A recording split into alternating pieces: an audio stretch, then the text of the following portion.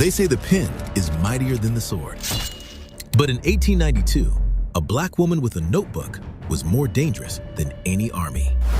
White leaders couldn't debate her without confessing their crimes.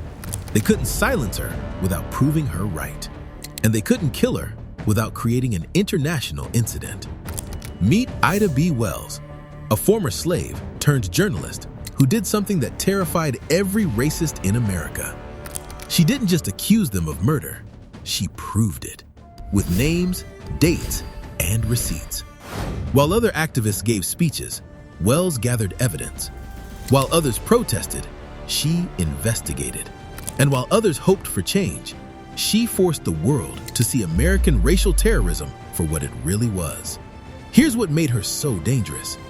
Wells attacked the one thing that kept the entire system running: its lies. Every lynching was justified with the same story. Every rope came with the same excuse. But Wells went to the crime scenes. She interviewed the witnesses. She dug through the court records. And what she found destroyed the moral foundation of white power in America.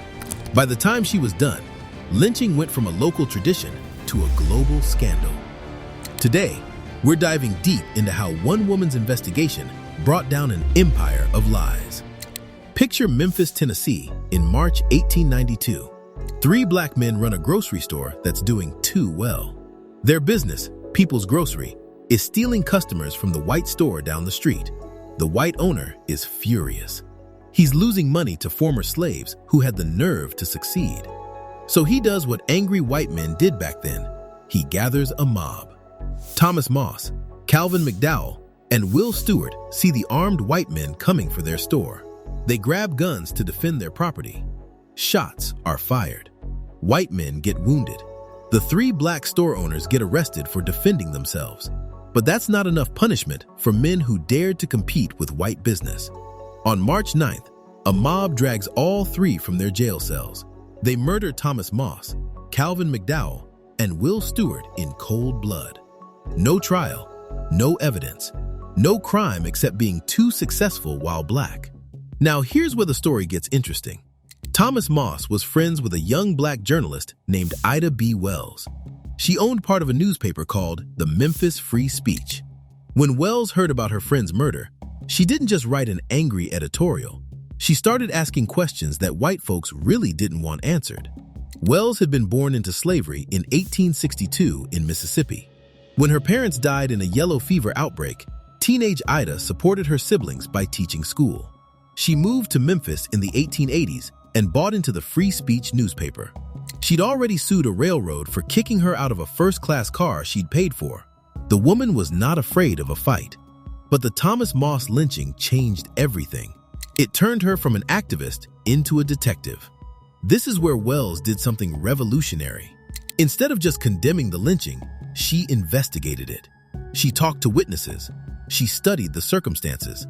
And what she found was explosive.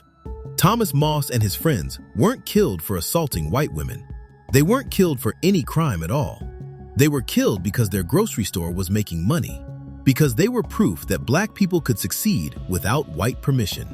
Wells realized something that would make her the most dangerous woman in America. If the Thomas Moss lynching was really about economics and not protecting white women, then maybe other lynchings were lies too. So she started traveling, visiting lynching sites, interviewing survivors and witnesses, collecting court records, building a database of racial terrorism that no one could deny. And here's what she discovered. The story white newspapers told about lynching was pure fiction. They claimed black men were constantly attacking white women. They said lynching was necessary to protect pure white womanhood from savage black beasts. But Wells had the receipts that proved otherwise. Most lynching victims weren't even accused of touching a white woman. They were killed for being successful, for talking back, for owning land, for voting, or for absolutely nothing at all. But Wells went even further. She found cases where black men had been having consensual relationships with white women. When these relationships were discovered, the women would claim rape to save their reputations.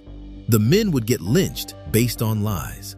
Wells had the courage to print this truth in 1892, when just thinking it could get you killed. By the way, if you want more hidden stories like this, Subscribe to Black Stories Untold.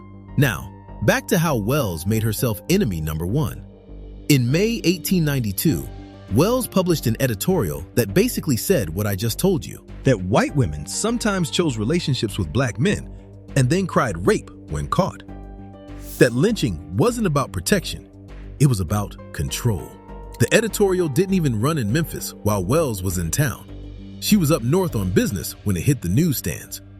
Good thing she wasn't home, because white Memphis lost its collective mind. A mob gathered and marched to the free speech office. They destroyed the printing equipment. They burned her files. They left a message that if Ida B. Wells ever set foot in Memphis again, they would lynch her too. Her business partners begged her to stay up north. Her friends warned her never to come back south. So white Memphis thought they had solved their Ida B. Wells problem. They figured destroying her newspaper would shut her up. They thought forcing her into exile would end her investigations. They could not have been more wrong, because what they actually did was prove every single thing Wells had written about them. They had just used violence to silence truth-telling about their violence.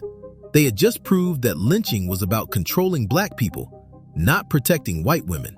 Wells was now in the North with a national platform and an international audience, and she was absolutely furious. From her new base in New York and later Chicago, Wells turned her investigation into a publishing empire.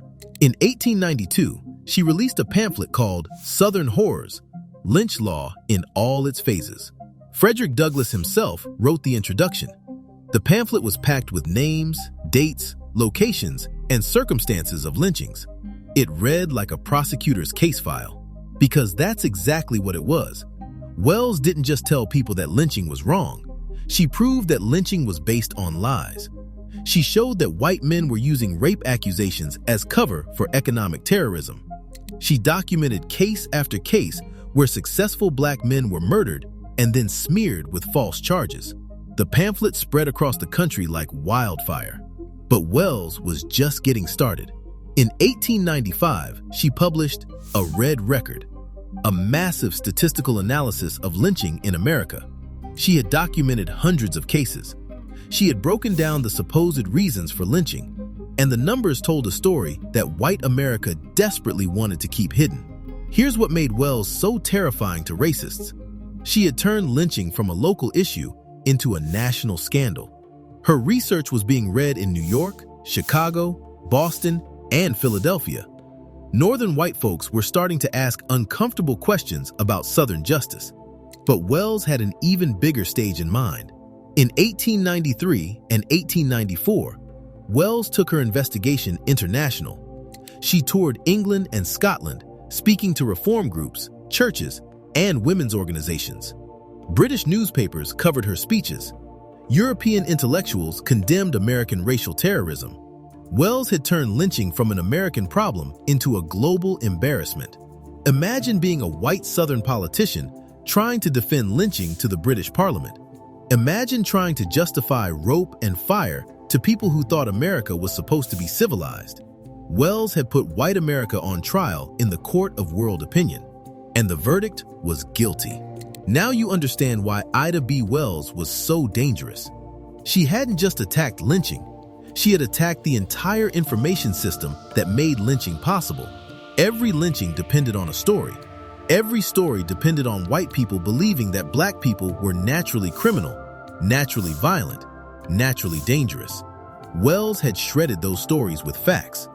White supremacists found themselves in an impossible position.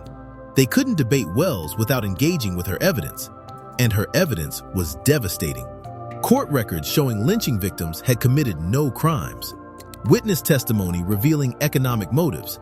Documentation proving that white women sometimes lied about rape. How do you argue with courthouse documents? How do you debate witness statements? How do you deny your own newspaper reports? They couldn't ignore her either. Wells was getting too much attention. Her pamphlets were being reprinted by the thousands. Her British tour was making international news. The NAACP was using her research methods. Other black journalists were following her model. Ignoring her just let the truth spread further.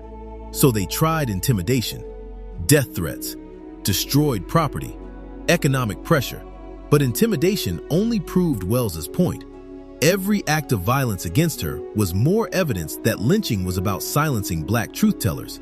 Every threat just validated her analysis of how white terror worked, and they couldn't kill her without creating an international incident. Wells wasn't just some local activist anymore. She was an internationally known journalist with powerful friends in New York, Chicago, and London. Murdering her would have brought more attention to lynching, not less. The woman had made herself bulletproof with truth-telling. This is where everything connects. Wells didn't just expose individual lynchings. She exposed the entire system of lies that made lynching possible. She showed that racial terrorism wasn't about protecting anyone. It was about maintaining white economic and political power through fear. She proved that every justification for lynching was a cover story for theft, intimidation, and control. Wells had discovered something that white supremacists couldn't survive: documentation. Slavery had been defended with theories about black inferiority. Segregation was justified with claims about natural differences. But lynching required specific lies about specific crimes, and specific lies can be specifically disproven. That's why Wells terrified racists more than any rebellion ever could. A rebellion could be crushed with superior firepower. A protest could be ignored or suppressed. But an investigation? An investigation with evidence and witnesses and court records? That was a threat to the entire narrative that held white supremacy together.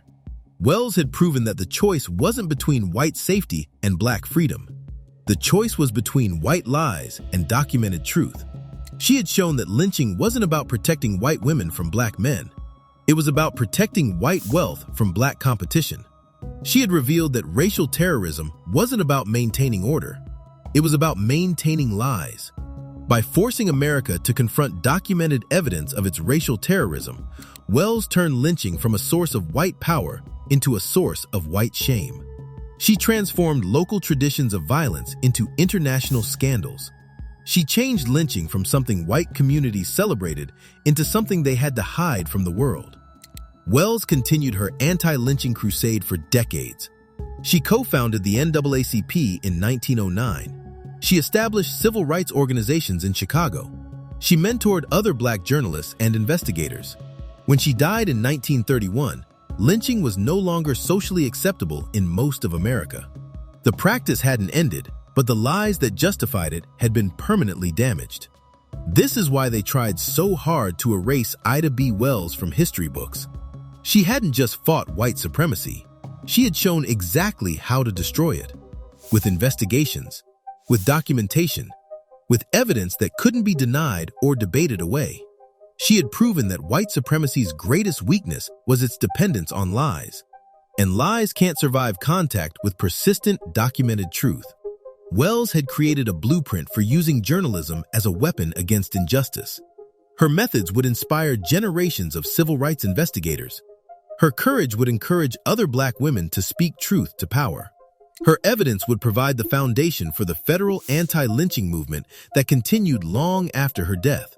The woman who started as Thomas Moss's friend became the nightmare of every racist in America.